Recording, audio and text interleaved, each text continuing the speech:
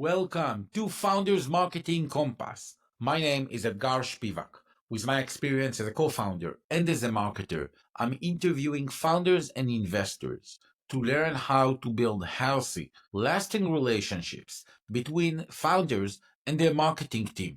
Today, I'm hosting Talor Sax, the managing partner at eHealth Ventures that was recently chosen as the leading health tech VC in Edgar, great to be here. Thank you. my pleasure. So we had a long chat before the recording, and happy if you can tell me a bit about yourself and about what you're building at the EOS Ventures. Sure, thank you.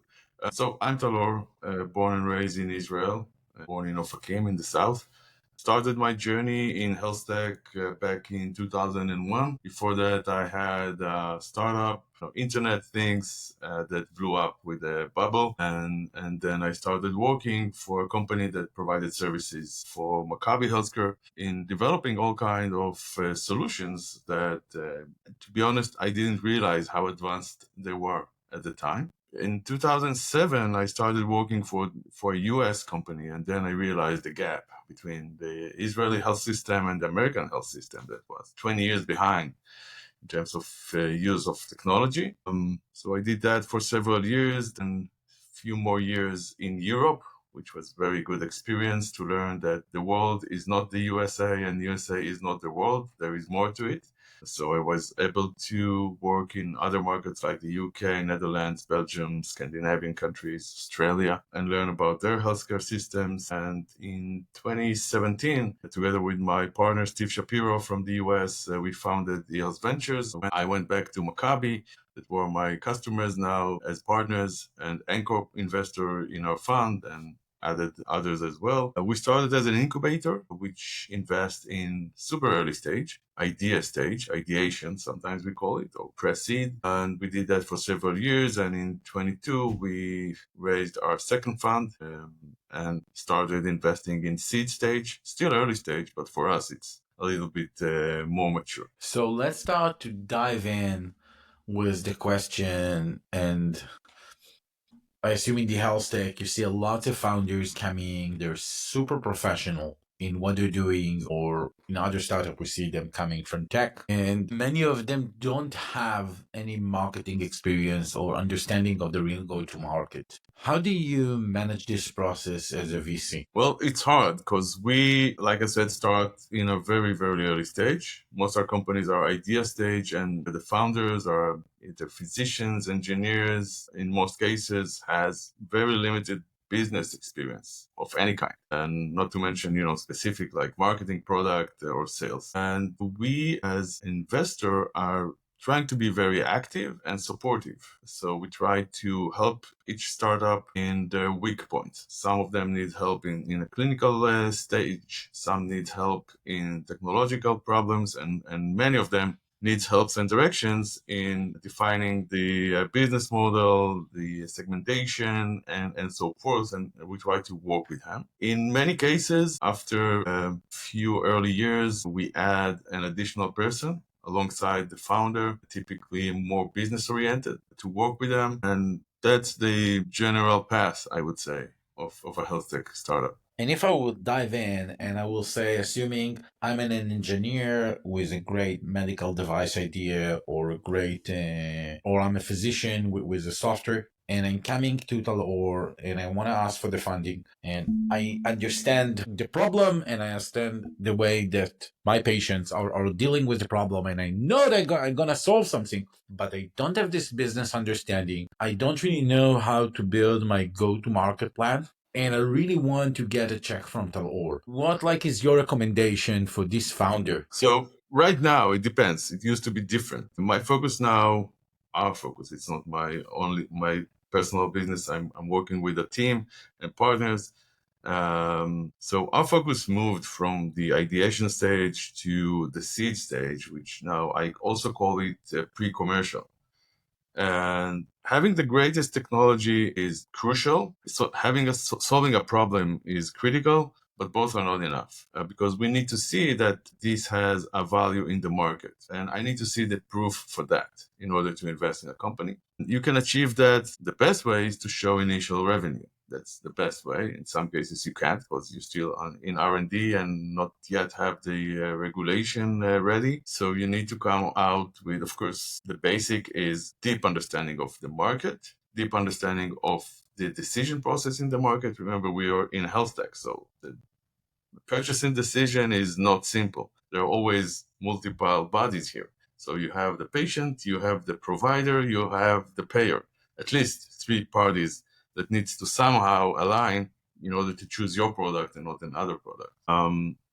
And then show me that you know who to talk to and already talking to, like potential strategic partners that can eventually become the acquirers of your company. So there are many ways to give us the confidence that at least you know the way, maybe not the answers, but you know where to go. So I'm talking with founders a lot about their KPI, and we're seeing their marketing KPI, and we've seen many of them really struggling with this. And how do you see the KPI that founders setting for their marketing team, especially like on a later stage or portfolio company that already mature, they reach into those like A, B stages, especially in health tech, which take longer.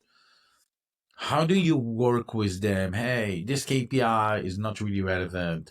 You do need to focus on this. How do you help your portfolio company to set their North Star? So I look at it and try to do some kind of reverse engineering. So the question is, where do you need to get? Where is the point you need to be? And we call it, what's your next fundable milestone?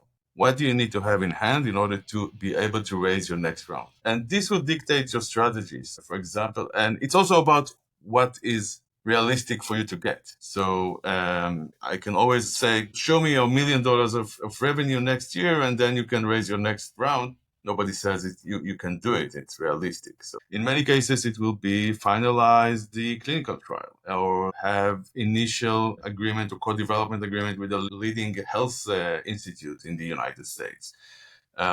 It could be, if you're going direct to consumer, show me that you have, initial engagement with some of them. So we will try to see what is possible and realistic to get as a fundable milestone that will help you go to the next level of investor. Say, if you are in seed stage and the next one will be a fund that will want to invest in A round, what can you show them? And this will be the KPI. How do you get to that point? Take, for example, a medical device company will need to complete their FDA, and they will need to complete a very deep understanding of the players in the market and the reimbursement in the market. And reimbursement is not as simple as you may think, because having a code, a reimbursement code, is not enough. The code is there, that's good. Do the payer is willing to pay for that? How much? That's a lot of questions that I'd like to see and get the answer to.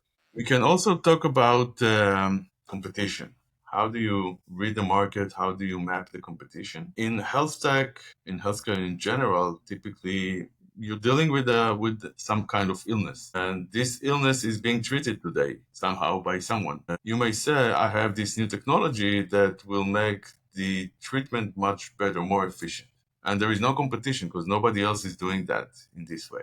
That's a very wrong way of looking at the market, because there is always a competition. Someone is making a living out of this treatment today. And you, when you come with this new technology, you basically trying to kick them out. And you cannot expect them not to fight over their living, right? So you need to be super sophisticated and perhaps find a way to collaborate with those who are already active in the market in order to penetrate. Because we need to remember, and this is more about healthcare economics rather than marketing. Let's say I now want to get into treating a kid with speech impairment. So this kid was diagnosed and they need treatment. So I imagine a bubble above the head of this kid saying this worth $1,000 to the system. Okay, but someone is taking this $1,000 and you want to come in with your new technology and you want to take a bite this $1,000. And why should they let you get in? Many of us expect that because we have this new technology, the system will be willing to pay more. So the $1,000 will become $1,200. No, that's not realistic. It will not happen. But perhaps if you know who's taking 500 of this 1,000, and you know that their cost to generate this 500 is 400. And you say, with my technology, the cost is going to be 100. Let's split on the 300. Then you may have something interesting. I like it a lot, and it's taking us into to the next question. And this will be about, I'm a new company. I want to get a check from Talor. And let's say I already have a product in the market, maybe like not FDA, as you're like doing the early stage. How does your diligence look on the marketing team, on those marketing KPIs? What do you check when I come to you? You say, hey, I love this idea. I get the problem. Let's try to dive into the diligence. What do you check? What are your check boxes on this process? To be fully honest, in the stages that we step in, we typically focus on the founder and the CEO. In many cases, it's the same person. In some other cases, it's not. It's maybe two people, maybe three people. That will be our focus. In most cases, there is no marketing team. Maybe one person, maybe someone on fractional. So we will probably ask most of the business questions to the CEO rather than the marketing team, if there is any. And can you give us an example of questions that you ask beyond what you already mentioned? Yeah, I think, pre-revenue companies, they sell dreams, right? They have an Excel that will show the hockey stick, the classic one. Everyone billionaires on the spreadsheet. Yeah. And I love to get in the details of this financial model because it basically holds all the assumptions and all the planning of the company. And by diving deep into it, it tells me a lot, first of all, and most importantly, about how they think. And I actually wrote an article about the treasures that I find in these Excel sheets. When you go into this detail and you sit with the CEO, first of all, you see how they build the story. It's a marketing story in an Excel. And a good example will be the first sheet on the Excel will be assumptions. I assume this and that, and this is my market, and this is the size, and this is the pricing, and this is the optimistic scenario, and this is the bad scenario, and so forth. And if you start by that, to me, it tells that someone is thinking in a systematical way.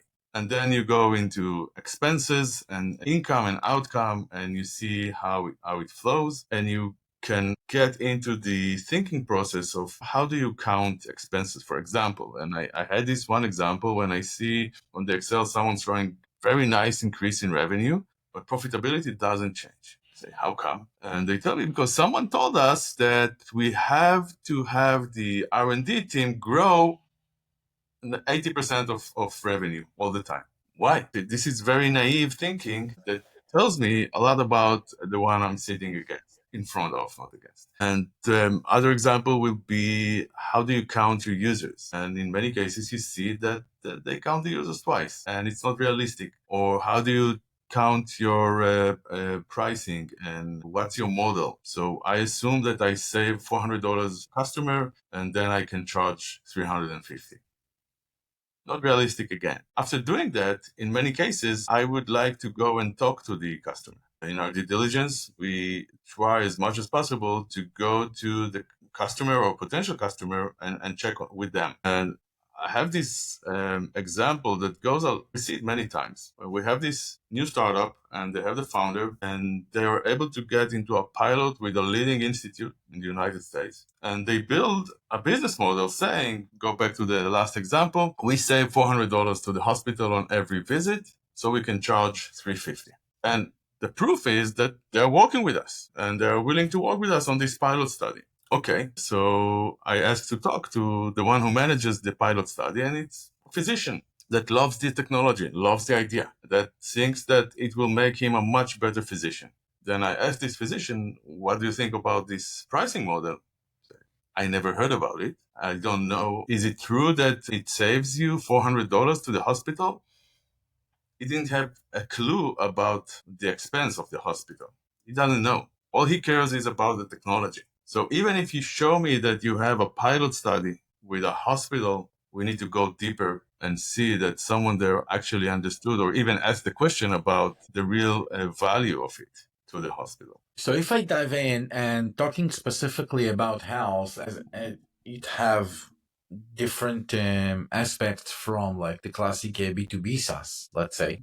What is your perspective of like in the diligence process on pilots in Israel? As I know, for example, in the B2B SaaS, I know personally, I had a company, I go to the US market, I had some of the largest customers in Israel as a paying client. And when I go to the US, it have no value. Now, when we talk about health and the weight of the technology might be substantial, higher than the one in those SaaS solution, what is your perspective on a successful pilot in Israel? It can be with Maccabi or with other Kupat Cholim, or it can be with a physician in Israel that tried this solution and saw, hey, it's work. It can be like a small clinic in Israel. What is your perspective on this, on the business aspect, not on the it's working or not? So on the business aspect, it has very little value. Health systems around the world are different. You start with the same illness, you'll finish with the same treatment, but all the way in between is completely different. The cost is different, the decision making is different, and the stakeholders are different. And so you cannot compare Israel to the United States by any means. And they don't have Kupat Cholim, HMOs, like we have, which is a very efficient organization that knows how to manage your health in a very good way compared to the broken American system, which is completely private and serves different interests, not necessarily yours. Having a product run in Israel as a pilot says very little about the business value of it in your target market. Could it be Europe, US, wherever? It does give us a lot of good understanding of the clinical value of the product, if it's clinical product. It's not always clinical. Sometimes it's about operations of the hospital. But even if you sell in Israel, you actually sell and you have revenue in Israel, then I would say two things. One, it's not the same, and the sales cycle is completely different, and the decisions are different, and the barriers are different. But if you are able to sell in Israel and give enough value to be profitable here, there's a very good chance you'll be able to do it in other markets, because Israel is a super efficient healthcare system. So if they're willing to spend money on you, others may as well. But you still need to find out how. It's not the same way. So I love those answers, and trying to finalize with our three very short questions. All right. And what is a common misconception about running a health startup that you would like to debunk? Well, for me, first of all, it's about the time. So it takes longer than I hoped when I started investing in these stages. So from idea to exit, in most cases, when you're talking about health tech, you need 10 years. Not two, not three, 10 years. Be ready for the journey. And what would it be if you could give yourself one advice at the beginning of your road? It's going to be a cliche, I'm sorry, but it's all about people. Always all about. And for the last question, and maybe the most important one, which question did I need to ask you, but I didn't? Maybe the question is, should you even start a health tech startup in Israel? A great question. So should you even start a health tech startup in Israel? I think yes. The answer is yes, but the answer needs to be sophisticated and sensitive to the environment. I met with many funds in Europe in the last year. None of them is willing to invest in Israel right now, at least for now. Okay, because of everything that goes out, they give different excuses. Why? Because we only invest in German-speaking countries. We only invest in Scandinavia. Bullshit. Because they don't want to invest in Israel, but they want to invest in Israelis. They still see us as a startup nation. I was sitting with a fund in the Netherlands that managed 750 million euros, 10 times our size, and the managing partner there tells me, I envy you. So let's replace places. I can give you some missiles and problems, and I'll do fine in Amsterdam. Why do you envy me?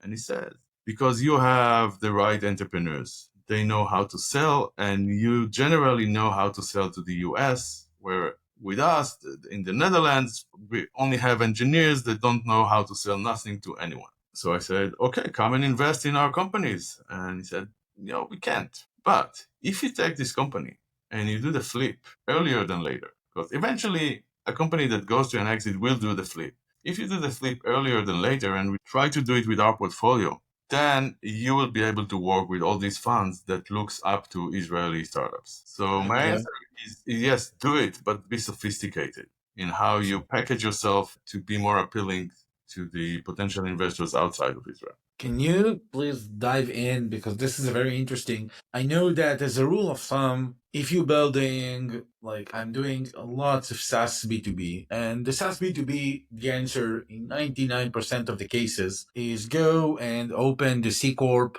the US C Corp as your top company. What is your recommendation for this Israeli founder who currently live here as like to the company type? Because is this about the company type? Is this about if he wanted funding, he need to go and relocate into the Netherlands? Or I know in Finland there is a lot of funding for Israeli entrepreneur or for other places. Is this about the physical location? Is this about the location of the top company? It's What both. is the structure that you recommend the most for the next Israeli health tech founder? So I recommend that the CEO of the company will be located at the market. If your market is in the US, you need to be there. You need to Even live. in the early stages, in the pre-sale, even in the clinical trial phases? Clinical trial, first 2 years, that's okay. But as soon as you go to become, pre-seed company, early commercial, you want to get to even working with the FDA. When you sit here and you work with the FDA by emails, this is one thing. If you go there and you're able to generate informal meetings with the FDA, you'll save 2 years in your process and lots of money. Okay. When I was working in the US, I was sitting in offices of physicians all day just looking, observing how they work, understanding what they cannot tell me because they don't always know what's broken. They're used to it. It's the normal. But when you come and sit there, you see things that they cannot see and they cannot tell you over Zoom meetings. And you create the personal relationship so you can go to the early revenue. And I see it all the time. When the CEO is there, things happen much quicker than remotely. You can always tell me it's possible, yes, but the chances are much stronger if you're there. So absolutely be there. In terms of where to be registered, typically it will be the same place. So if your market is 100% US, no question, register in the US. If you have market in Europe, you can register in Europe, the mother company. Doesn't matter. But you have to be where your market is. Is there any specific country that have for the health tech way more benefits, governmental benefits or grants that you would recommend to a health tech to consider? It depends on specifically what you're doing, but in Germany, there are some nice opportunities around what they call DIGA. It's about the digital therapeutics area. There are many European countries who will be willing to give you grants, in addition to the EU grants, local grants, just to attract you. It will be typically the second tier of countries. You'll see much better grant opportunities in Poland and Greece rather than in Netherlands. Okay, but it's there, and you can look for it. And many Israelis don't look at Europe. We skip that. We go directly to the US because this is what the investors are expecting us to do. And I say no. Check Europe as well and find your best market because the US, although it's much larger and there are more investors, the competition is much higher. You cannot do anything quietly under the radar. It's impossible. If you go to a hospital and you put your product there and by chance you're annoying Epic, which is the giant of the industry, you're dead. Any country that you can recommend in Europe, you say this is a good country that they like experimenting, go start over there. Because Europe is like something general. You say, I Yeah. heard something that France like to, the French like to experiment. I know like on some medical devices, but this is like a rumor that I got. And hearing this from you, I think would have a way higher weight. So it's each one of us has its own experience. My experience was I had good business in the UK, a good business in the Netherlands, in Belgium. I think Netherlands is the highest paying health system in Europe. And I had a good business in Germany, which is one of the lowest paying, the cheap. You cross the border between the Netherlands and Germany and the prices fall by half, but it's a much larger market. Um, I didn't by myself. I didn't do a lot of business in France or Spain. I did some in Italy. So be open minded. That's I will say that. Talor, I had a great time talking with you, and Thank I'm you. sure this conversation going to be valuable for lots of a health tech entrepreneur. Thank you so much. Thank you, Edgar. Been a pleasure. Bye bye.